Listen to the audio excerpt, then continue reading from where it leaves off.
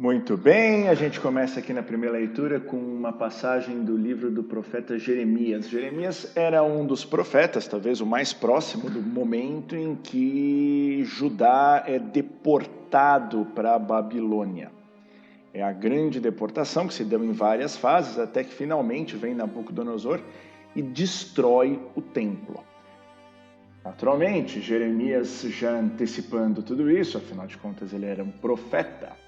O que ele fazia era literalmente infernizar, no melhor sentido do termo, a vida daqueles habitantes de Judá, sobretudo do rei, alertando: vocês se desviaram completamente.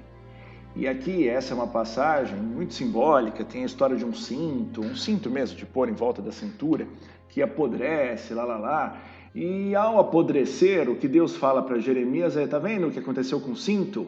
Isso é que eu vou fazer acontecer. Isso é o que eu vou fazer acontecer com Judá. Se você quiser a passagem mais precisa, assim farei, é Deus falando, apodrecer a grande soberba de Judá e de Jerusalém. Jerusalém ficava em Judá. Este povo perverso que se recusa a ouvir minhas palavras, convive com a maldade no coração e vai atrás de deuses estrangeiros, prestando-lhes cultos e prostrando-se diante deles, será como este cinto que não serve para mais nada. Pessoal, muito mais importante do que conhecer a passagem e saber a história de Jeremias é ver nessa realidade do povo de Judá algo real e concreto para a gente hoje. Não adianta ficar olhando e tirando lições e vendo os ensinamentos. O que a gente tem que fazer é refletir isso aqui de algo tão antigo na nossa vida de hoje. Ah, mas nós não adoramos deuses estrangeiros. O que a gente mais faz é adorar outros deuses que não o verdadeiro Deus. Nosso salmo é tirado hoje de Deuteronômio, diferente, não é do livro dos Salmos. Esqueceram o Deus que os gerou. Pois é, isso é pra gente, esquecemos o Deus que os gerou. O que a gente confia de verdade é nas nossas forças. Você tem fé? Claro que eu tenho fé. Fé em Deus e pé na tábua. Você tem fé em você mesmo. Nós fomos criados. As instituições cristãs, de alguma forma incrivelmente desviada, nos levaram e nos levam até hoje a acreditar que nós temos que ter fé em nós mesmos. É a tal da valorização humana. Está profundamente errado, pessoal. Aí vem Jesus no Evangelho, é o capítulo 13, versículos 31 a 35, e fala: o reino dos céus é como a semente de uma mostarda que é pequenininha e cresce e fica maior de todas as árvores. Ou então é como a mulher que mistura com 3 porções de farinha um pouco de fermento, até que tudo fique fermentado. E no final, Jesus vira e fala, ou melhor, se cumpre o que tinha sido antecipado pelo profeta: abrirei a boca para falar em parábolas, vou proclamar coisas escondidas desde a criação do mundo. Muito bem, como você pode imaginar, são parábolas, e essas referências a uma semente de mostarda que cresce até ficar muito maior que todas as outras plantas, tem vários significados.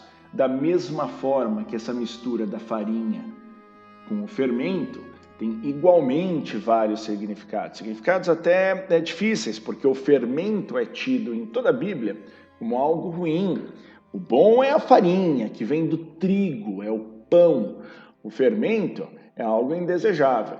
A gente aqui, até por uma questão de tempo, não vai entrar em nenhum aspecto específico do grão, da mostarda, da árvore, da farinha. O que tem que ser revelado aqui, destacado aqui, é o modo como esse reino dos céus se manifesta. Uma forma de interpretar essa passagem é você ver, por exemplo, como o reino dos céus, a igreja. Então é uma igreja que originalmente, lá 2 milênios atrás, era pequenininha, quase um grão de mostarda, e cresce até virar essa coisa grande, instituição, vários ramos, essa coisa toda. Idem para o fermento, que acaba então se espalhando por toda a farinha até contaminar, toda a farinha, até se misturar com toda a farinha. É uma forma de interpretar. Acho que tem formas melhores de interpretar. E talvez a melhor forma de interpretar seja você olhar essas duas parábolas, tanto a da mostarda quanto a do fermento, olhando para você. Em outras palavras, o reino de Deus, o reino dos céus, nasce em nós como uma semente de mostarda. É aquele momento inicial da conversão em que a nossa fé é mínima, em que o nosso conhecimento é mínimo, a gente mal recebeu o Espírito Santo. Isso precisa crescer e crescer em nós individualmente, para que isso domine completamente o nosso ser e se torne uma árvore aqui, ó, uma árvore de modo que os pássaros venham fazer ninhos nesses ramos. É em nós individualmente. Mesma coisa o fermento e a farinha. Partindo do pressuposto que o fermento é o bom, esse fermento tem que se misturar completamente com a farinha, de modo a fazer o pão crescer. É em nós, e em nós a gente tem que ter essa noção concreta de que o reino cresce dentro de nós. Agora, para o reino crescer, a gente volta. É impossível o reino crescer sem o Espírito Santo, é impossível o reino crescer sem transformação, é impossível o reino crescer sem você querer que ele cresça. Uma última coisa, talvez a mais importante de todas, o cumprimento do que havia sido antecipado pelas profecias. Abrirei a boca para falar em parábolas, sobre isso a gente já falou.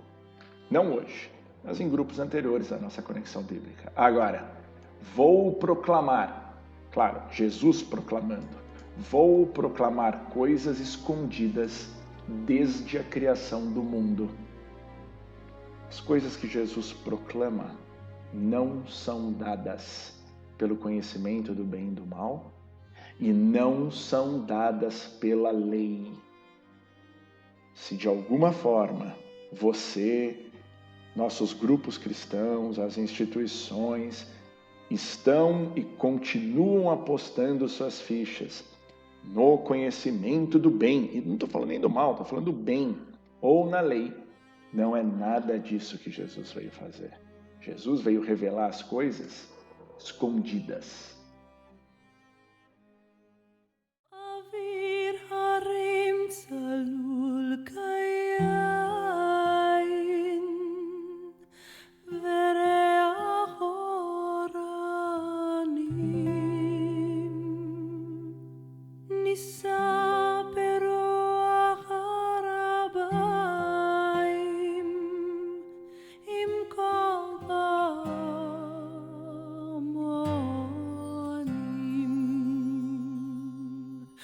Tardemat ilan va even